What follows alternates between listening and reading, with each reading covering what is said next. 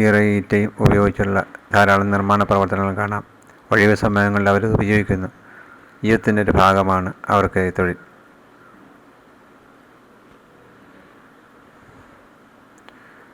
മൂപ്പന്മാർ ഏറെ കാര്യങ്ങൾ അവർക്ക് പറയാനുണ്ട്. ഊരിൽ വന്ന മാറ്റങ്ങൾ, കാലാവസ്ഥയിലെ മാറ്റം, സാഹചര്യങ്ങളിലുള്ള വ്യത്യാസം, അങ്ങനെ ഒട്ടേറെ കാര്യങ്ങൾ. റെനി ആദിവാസികളുടെ ഇടയിൽ അവരുടെ ജീവിത രീതിയുമായിട്ട് ബന്ധപ്പെട്ട കാര്യം പഠനത്തിനായി എത്തിയതാണ്.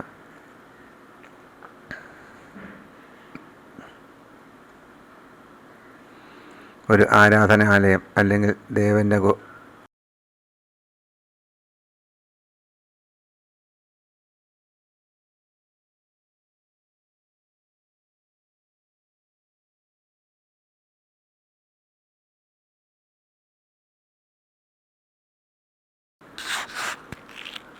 മൂപ്പന്മാരാണ് ഓരോ കഥകളും പറഞ്ഞു തരുന്നത്.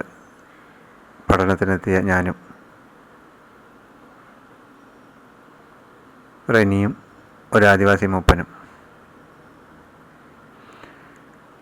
ആദിവാസികളുടെ ക്ഷേത്രമാണ്. ഷെഡ് കുടിക്കടുത്തുള്ളതാണിത്. തുലാമാസത്തിലാണ് ഇവിടെ ഫുട്ബോൾ കോർട്ടാണ്. വോളിബോളല്ല, ഫുട്ബോൾ കോർട്ട്.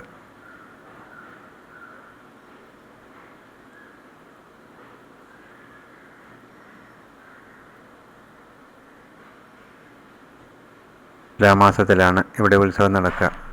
അന്ന് വിശേഷ ദിവസം തൊട്ടടുത്തുള്ള കുടികളിൽ നിന്നും ഊരുകളിൽ നിന്നും ആളുകൾ ഇവിടെ എത്തും. എത്ര ലളിതമാണ് അവരുടെ ചടങ്ങുകൾ.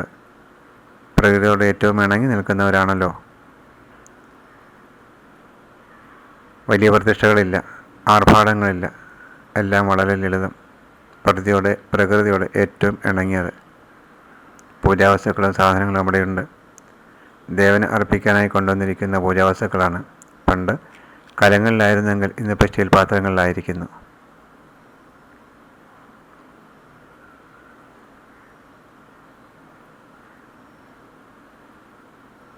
വളരെ ലളിതമായ ചടങ്ങുകളാണ്. അവലും കൊട്ടത്തേങ്ങയും ശർക്കരയും. അവൽ അവിടെ കൃഷി ചെയ്ത് ഉണ്ടാക്കുന്നതാണ്. അതാണ് നിവേദ്യമായി അവിടെ കൊണ്ടുവരുന്നത്. ഓരോ വീടുകളിൽ നിന്നുള്ള നിവേദ്യങ്ങൾ പാത്രങ്ങളിൽ നിറച്ചിരിക്കുന്നു. പൂജയ്ക്ക് ശേഷം അവ വീടുകളിലേക്ക് തിരിച്ചു കൊണ്ടുപോവുകയും ചെയ്യും. ഒപ്പം ഈ വിഭവവും കൊടുത്തയക്കും. മണിഞ്ഞു കത്തുന്ന ചെറിയ വിളക്ക്.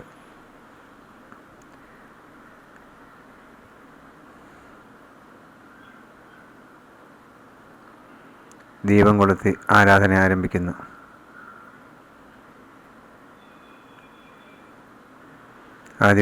ആദിവാസികൾക്ക് അവരുടേതായ പൂജാവിധികളുണ്ട്.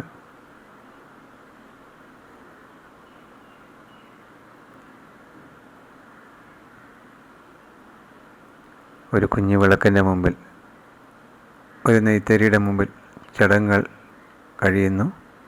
തൊഴുത് വണങ്ങി ദേവനെ മനസ്സിൽ ധ്യാനിച്ച് പൂജാദ്രവ്യവും വാങ്ങി ഓരോരുത്തരും വീടുകളിലേക്ക് മടങ്ങുന്നു.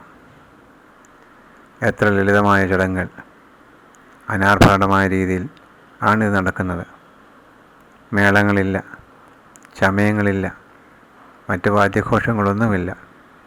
മനസ്സിൻ്റെ ഉള്ളിലെ ദേവനെ ആരാധിക്കാൻ അവർക്കിത് മാത്രം മതി. കുട്ടികളെയും അത് ശീലിപ്പിക്കുന്നു. താണു വണങ്ങി അടുത്ത കൃഷിക്കാലം സന്തോഷകരമായിരിക്കാൻ, പ്രകൃതിയുടെ മറ്റ് ശല്യങ്ങളൊന്നും ഉണ്ടാകാതിരിക്കാൻ, കാട്ടുമൃഗങ്ങളുടെ ഉപദ്രവം ഉണ്ടാകാതിരിക്കാൻ, നല്ല വിളവ് കിട്ടാൻ, കേടുപാടുകൾ വരാതിരിക്കാൻ, കീടങ്ങൾ വരാതിരിക്കാൻ അനുഗ്രഹം വാങ്ങി തൊഴുകൈയോടെ നെറ്റിയിൽ തിലകവും ചാർത്തി ആളുകൾ പിരിയുന്നു.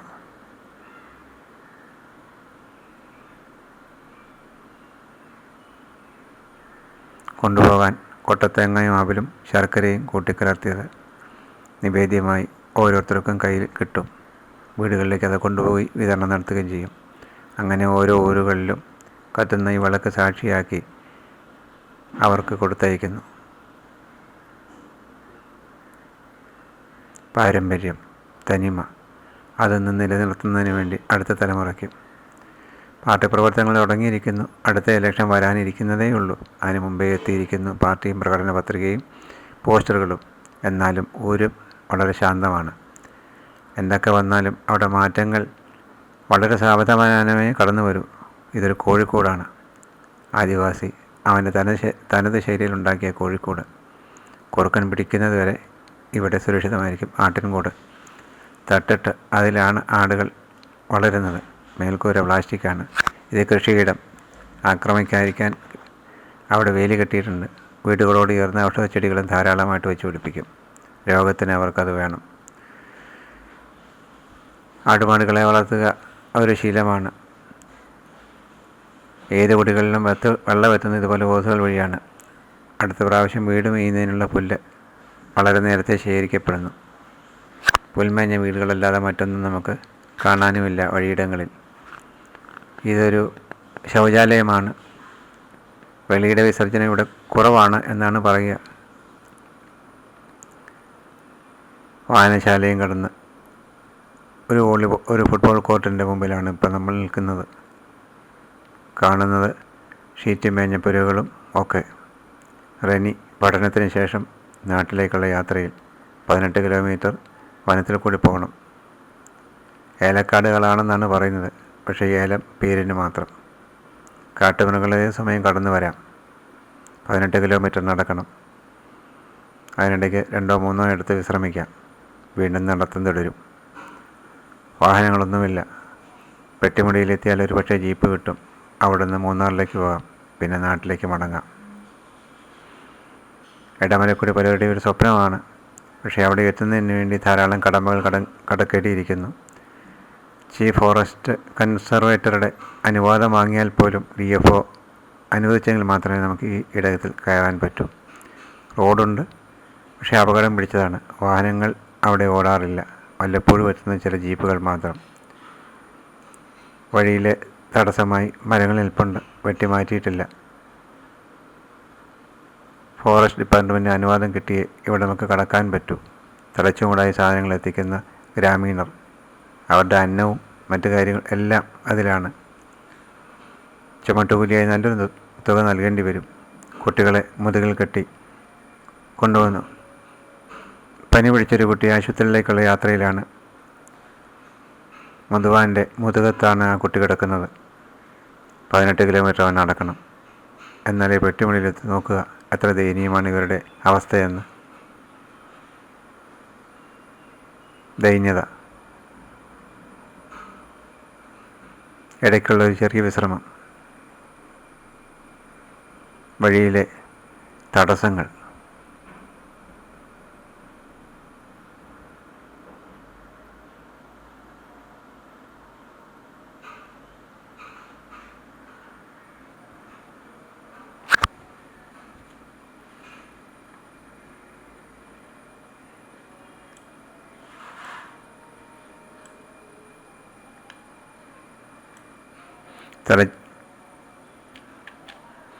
തലച്ചുമടായി സാധനങ്ങൾ കുടിയിലേക്ക് എത്തിക്കുന്നത് ചെറുപ്പക്കാരും അതുപോലെ തന്നെ മറ്റുള്ളവരുമാണ്.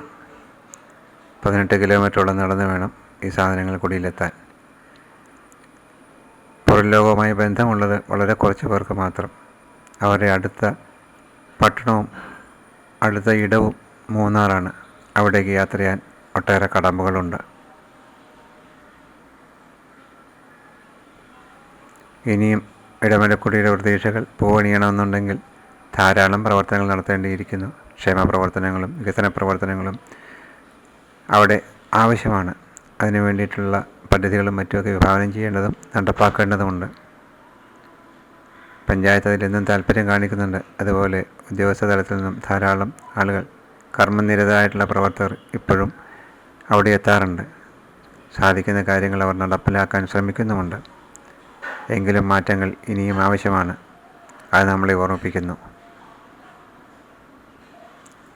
പെട്ടിമുടി അവിടുന്ന് പോകുന്ന മേരിമാത ജീപ്പ് ഇത് അപകടത്തിൽപ്പെട്ടിരുന്നു. പെട്ടിമുടിയിലെ ദുരന്തമുണ്ടായപ്പോൾ ആ ഡ്രൈവറും വണ്ടിയും മണ്ണിനിരയിൽപ്പെട്ട് അവരെ ഇതുവരെ തിരിച്ചു കിട്ടിയിട്ട് പോലുമില്ല. ആദിവാസികൾ ഒരല്പവിശ്രമത്തിന് വെയിലിരിക്കുന്നു. നാളത്തേക്കുള്ള പ്രതീക്ഷകൾ. ഈ കുട്ടികളും പ്രതീക്ഷയുടെ വാഗ്ദാനങ്ങളാണ്. അവർക്കും ഇനിയും പല കാര്യങ്ങൾ നേടേണ്ടതുണ്ട്. ആ പ്രതീക്ഷയിലാണ് എല്ലാവരും. അതിനുവേണ്ടി ഒത്തൊരുമയോടെ പ്രവർത്തിക്കുകയും ചെയ്യുന്നു. ഇടമലക്കുടി അവരുടെ വിദൂര സ്വപ്നം ഇനിയും സാക്ഷാത്കരിക്കാൻ കഴിയുകയില്ലേ? നമുക്ക് നോക്കാം. അത് സംഭവിക്കുക തന്നെ ചെയ്യും.